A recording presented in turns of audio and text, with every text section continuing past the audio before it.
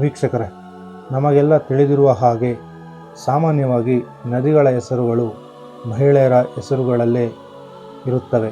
ಆದರೆ ಪುರುಷರ ಹೆಸರಿನಲ್ಲಿ ಯಾವುದಾದರೂ ನದಿ ಇದೆಯಾ?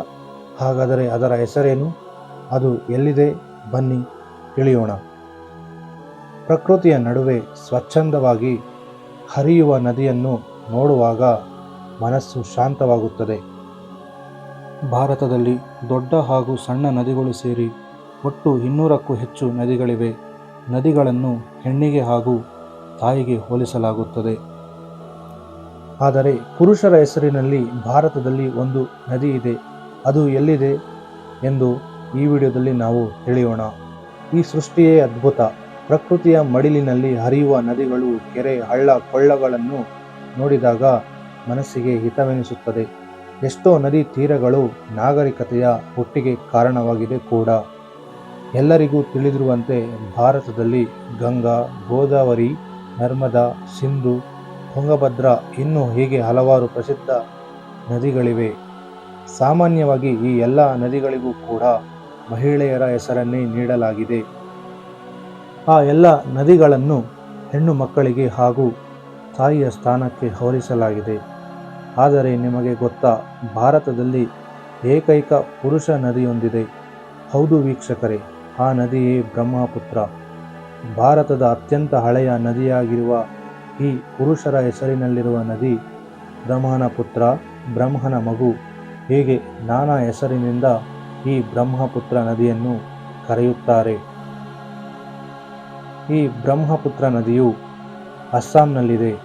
ಸುಮಾರು 2900 ಕಿಲೋಮೀಟರ್ ಉದ್ದವಿರುವ ಈ ನದಿಯು ಟಿಬೆಟ್ನಲ್ಲಿರುವ ಮಾನಸ ಸರೋವರದಿಂದ ಏರ್ಪಾಡಾಗಿದೆ. ಪುರಾಣಗಳ ಪ್ರಕಾರ ಅನಾದಿ ಕಾಲದಲ್ಲಿ ಶಾಂತನು ಎಂಬ ಋಷಿಯು ತನ್ನ ಪತ್ನಿ ಅಮೋಘ ಜೊತೆಗೆ ತಪಸ್ಸು ಮಾಡುತ್ತಿದ್ದನು. ಅವರ ತಪಸ್ಸಿಗೆ ಮನಸೋತ ಬ್ರಹ್ಮದೇವನು ಅವರಿಗೆ ಒಂದು ಮಗುವನ್ನು ದಯಪಾಲಿಸಲು ಬಯಸಿದನು. ಆದರೆ ಆ ಮಗುವು ಲೋಕದ ಕಲ್ಯಾಣಕ್ಕಾಗಿ ಜಲರೂಪದಲ್ಲಿ ಜನಿಸಿತು. ಆ ಜಲರಾಶಿಯನ್ನು ನೋಡಿ ಶಾಂತನು ಋಷಿಗೆ ಬಹಳ ಸಂತೋಷವಾಯಿತು.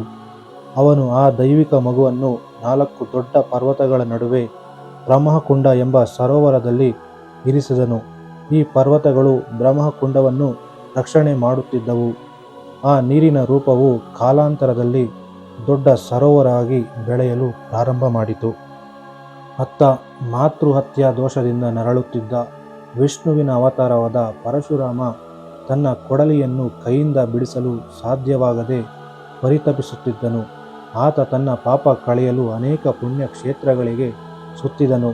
ಆದರೆ ಅವನಿಗೆ ಯಾವ ಕಡೆಯೂ ಅವನ ಪಾಪಕ್ಕೆ ಮುಕ್ತಿ ಸಿಕ್ಕಿರಲಿಲ್ಲ. ಕಡೆಗೆ ಪರಶುರಾಮನು ಬ್ರಹ್ಮಕುಂಡ ಬಳಿ ಬಂದು ಆ ಪವಿತ್ರ ನೀರಿನಲ್ಲಿ ಕೈ ತೊಳೆದ ತಕ್ಷಣ ಅವನ ಕೈಗೆ ಅಂಟಿಕೊಂಡಿದ್ದ ಕೊಡಲಿ ಕೆಳಗೆ ಬಿತ್ತು. ಪಾಪದಿಂದ ಮುಕ್ತನಾದ ಪರಶುರಾಮನಿಗೆ ಆನಂದವಾಯಿತು. ಕೃತಜ್ಞನಾದ ಪರಶುರಾಮನು ತನ್ನ ಕೊಡಲಿಯಿಂದ ಬ್ರಹ್ಮಕುಂಡದ ದಡವನ್ನು ಒಡೆದು ಆ ಪವಿತ್ರ ನೀರು ಲೋಕದ ಒಳಿತಿಗಾಗಿ ಹರಿಯುವಂತೆ ಮಾಡಿದನು. ಹೀಗೆ ಬ್ರಹ್ಮಪುತ್ರ ನದಿಯು ಭೂಮಿಯ ಮೇಲೆ ಹರಿಯಲು ಪ್ರಾರಂಭಿಸಿತು. ನೋಡಿದ್ರಲ್ಲ ವೀಕ್ಷಕರೇ, ಬ್ರಹ್ಮಪುತ್ರ ನದಿಯ ಹಿಂದಿನ ಪುರಾಣ ಕಥೆ. ಈ ಕಥೆಯ ಬಗ್ಗೆ ನಿಮ್ಮ ಅನಿಸಿಕೆಗಳೇನು? ಕಮೆಂಟ್ನಲ್ಲಿ ತಿಳಿಸಿ. ಈ ರೀತಿಯ ಮತ್ತಷ್ಟು ಆಸಕ್ತಿದಾಯಕ ಕಥೆಗಳಿಗಾಗಿ ನಮ್ಮ ಚಾನಲ್ಗೆ ಸಬ್ಸ್ಕ್ರೈಬ್ ಮಾಡಿ, ಬೆಲ್ ಐಕಾನ್ ಪ್ರೆಸ್ ಮಾಡುವ ಮೂಲಕ ನಾವು ಮಾಡುವ ಎಲ್ಲ ವಿಡಿಯೋಗಳ ನೋಟಿಫಿಕೇಷನನ್ನು ಪಡೆಯಿರಿ ಎಂದು ಹೇಳುತ್ತಾ ಈ ವಿಡಿಯೋವನ್ನು ಇಲ್ಲಿಗೆ ಮುಗಿಸೋಣ. ಧನ್ಯವಾದಗಳು.